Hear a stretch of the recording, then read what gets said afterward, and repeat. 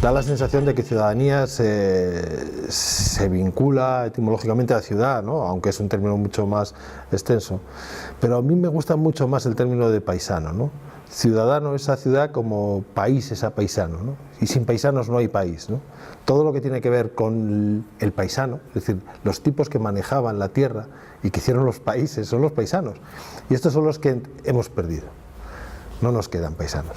Y encima los paisanos, esa vinculación, todo lo que tiene que ver con paisaje, paisano, país, payés, que es la forma en que Cataluña se llama a los campesinos, deriva de pagus, que era el espacio en Roma vinculado a la ciudad. La ciudad no se entendía sin el pagus, y del pagus viene el pagano, porque las religiones fueron siempre urbanas. Y por tanto los paganos estaban en los ciclos de la naturaleza, de la luna, del sol, para cultivar, y no tenían demasiado tiempo para participar en los rituales, como ocurre ahora. Los campesinos siguen sin participar mucho en los rituales de la ciudad, sean en este caso religiosos. Pero a mí esa idea me interesa mucho. Y por tanto la invitación, yo quise resaltar eso, y luego también otra cuestión importante. En la exposición puse una foto de un pastor, ¿no?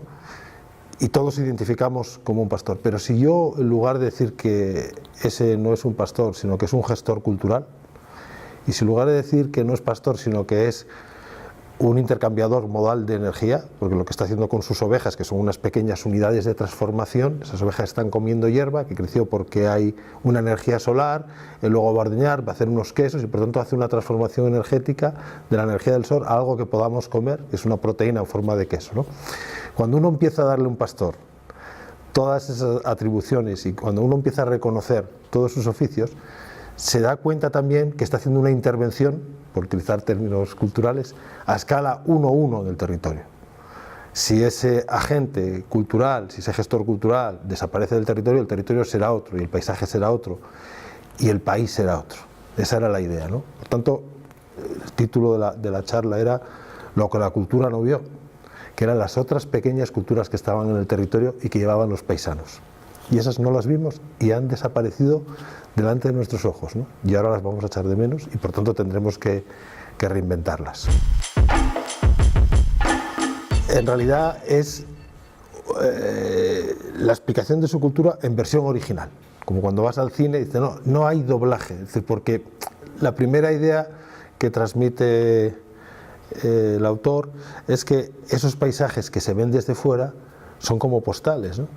Y por tanto están interpretados. Los propios parques nacionales interpretan el paisaje y hablan de un elemento, de otro, hablan de la naturaleza o hablan de una especie. En cambio estos tienen una visión original y genuina de lo que es su tierra. Ese es su sitio, ¿no? Utiliza una expresión que da cabecera al preámbulo, que cuando la leí digo, esto si hubiera que traducirlo a los pastores de los picos de Europa con los que yo trabajo, o trabajaba porque ya se han extinguido, sería la de saber estar en el puerto. Esa forma de estar en la montaña sabiendo estar, es decir, y formando parte. ¿Por qué sabían estar en el puerto? Porque de niños subían con sus madres y por tanto aprendían a andar allí y aprendían a jugar allí y por tanto formaban parte de aquello, ¿no? Y estas personas, y estas comunidades, y estas culturas que formaron parte, nunca tuvieron una historia contada en versión original, nunca hablaron, porque no saben escribir, no conocen, no saben, están alfabetizados. Una cosa es estar alfabetizado y otra cosa es ser un escritor como del que estamos hablando.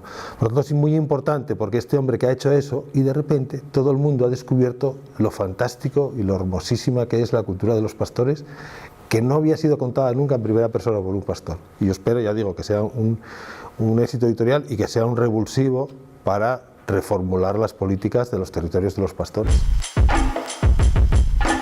Yo tengo demasiado respeto a los escritores. De hecho, cuando me ponen como escritor en los sitios me da como pudor, ¿no? Porque yo, de hecho, mi editor, que es una pequeña editorial con mucho prestigio, se llama KRK, y un día me dijo Benito, que es el editor, joder, yo de los libros que más vendo son de los que menos me gusta, porque vendo mucho de estas novelillas de amor y tal y cual.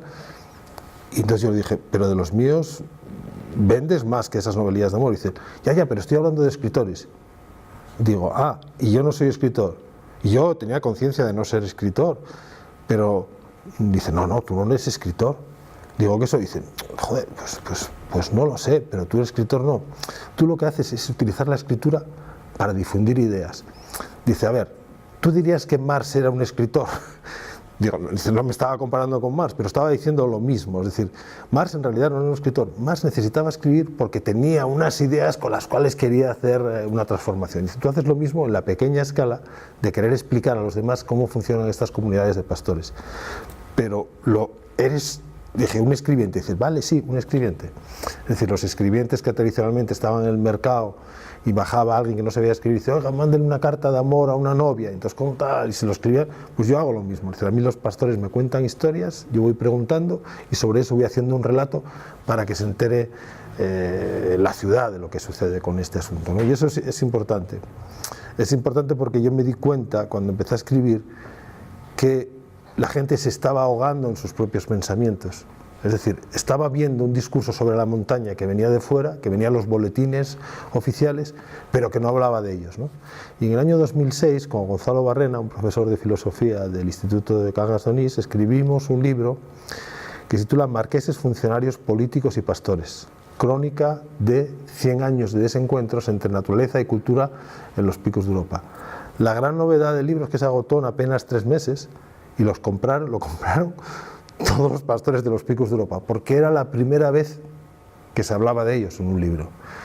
Y de hecho, el día de la presentación invitamos a 2 de nuestros informantes que no habían participado en un acto cultural de presentación de un libro en la vida, porque eran pastores queseros del puerto, y estaban muy incómodos, ¿no?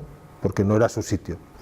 Pero se lo pedimos, digo, de la misma manera que cuando nosotros vamos al puerto nos ponemos en vuestras manos, vosotros podéis tener la confianza de venir a un acto cultural y estar en las nuestras, que no pasará nada. No, porque se reirán de nosotros, porque no sabemos hablar, no ocurrirá eso. Bueno, se vinieron, ¿no?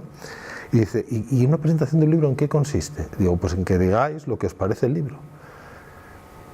Y entonces uno de ellos dijo algo que yo creo que fue la mejor presentación de un libro. Dijo, todo aquí, más o menos, con mucha solemnidad, todo aquí tenía libro. La Virgen tenía libro, los árboles tenían libro, los pájaros tenían libro, los lagos tenían libro, los ciclistas tenían libro, todo tenía libro. Pero nosotros, que llevamos toda la vida entre la Virgen, los pájaros, los árboles, los prados, las vacas y los ciclistas, no teníamos libro. No estábamos invisibles. Y ahora ya estamos en un libro. ¿Y para qué sirve estar en un libro? Pues para que el próximo que venga por aquí y diga lo que hay que hacer en la montaña, nosotros podamos decirle, lea usted este libro y después hablaremos de lo que se tiene que hacer en la montaña. Seguimos sin tener conciencia, no hemos tomado conciencia de lo que significa la naturaleza en la península ibérica. La naturaleza ibérica es una naturaleza intermediada por pequeñas culturas locales. Por tanto, si la queremos conservar, tenemos que conservar los elementos culturales que la modelaron. Y eso es importantísimo darlo a conocer. Por alguna razón, todo el mensaje que hay sobre, y lo reivindica también en el libro del que estábamos hablando, por alguna razón esa visión externa que proyecta imágenes y habla de naturaleza cuando en realidad debería estar hablando de campo, ¿no? Ahora, todas esas culturas que modelaron localmente la naturaleza, la troquelaron y le dieron una forma, que es lo que nosotros llamamos naturaleza, pero que es campo, son unas culturas huérfanas. Es decir, no hay manera de aprenderlas en ningún sitio, porque toda la revolución industrial y todo el desarrollo urbano solo utilizó aquello que le venía bien a los intereses industriales o a los intereses urbanos. Por tanto, las pequeñas culturas de campo han quedado sin transmisión. ¿Dónde se transmitía antes esa cultura? En la casa. Los niños, cuando nacían en una comunidad campesina, nacían en una especie de pequeña empresa donde ya estaba incorporado el proceso de formación. Ellos iban a ser campesinos y los primeros trabajos eran muy elementales, era ir a recoger leña o ir a por agua. Luego, cuando tenían 8 o 9 años, ya empezaban a hacer algo de pastoreo. Luego iban creciendo en la empresa hasta que el mayor, el primogénito, heredaba la empresa, heredaba la unidad de producción, ¿no? Entonces, todo ese proceso formativo desaparece. La escuela oficial en el mundo de los campesinos era una escuela donde básicamente interesaban 2 cosas, de lo oficial, de la sociedad otra que llamaban los campesinos. Los campesinos, a la sociedad urbana, era la sociedad donde bajaban a mercadear. De eso enteraban 2 cosas, de la escuela, que era un elemento de formación que llegaba al pueblo, cuando llegaba, interesaban dos cosas: la escritura y las cuentas, porque eso era fundamental para relacionarse, saber leer y saber escribir algo, y las cuentas era fundamental para relacionarse con la sociedad otra.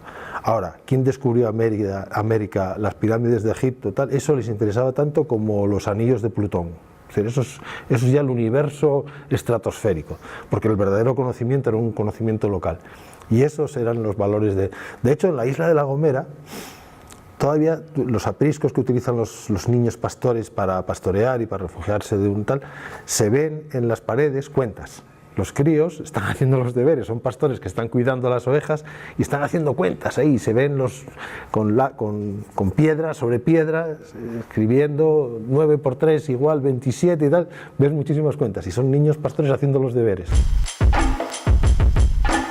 Nosotros mismos como sistema solo nos conservamos si nos trajinamos. La naturaleza no se puede sacralizar. A la naturaleza hay que tratarla con el mismo respeto que a tu pareja, pero es que a tu pareja te la comes también, te la comes a besos, ¿no? Entonces, esa idea de la sacralización de la naturaleza es una idea bastante, pero es decir, no es un santuario al que no, es decir, hay que saber tocarla, porque sabiendo tocarlo te sabes relacionar.